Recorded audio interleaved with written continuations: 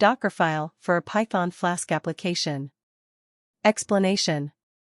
From Python 3.9 Slim, this line specifies the base image for the container.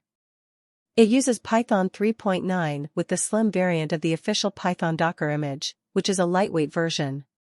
WORKDIR/app sets the working directory inside the container to /app.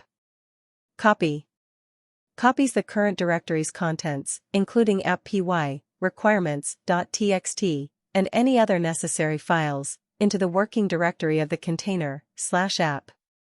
Run pip install no-cache-dir or requirements.txt installs the Python dependencies specified in requirements.txt using pip. This assumes you have a requirements.txt file listing the required Python packages for your Flask application. Expose 5000 informs Docker that the container listens on port 5000 at runtime.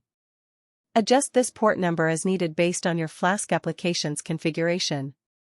env flask_app equals app.py sets the flask_app environment variable to app.py, indicating the entry point of the Flask application.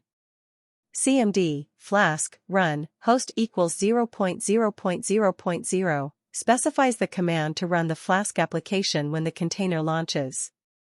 This command runs the Flask development server, making the application accessible externally on all network interfaces. 0.0.0.0.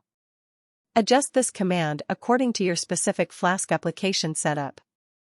Please file the Docker file and app.py and requirements.txt in the description. To build the Docker image, navigate to the directory containing your Docker file and run docker build to your image name. Replace your image name with the desired name for your Docker image.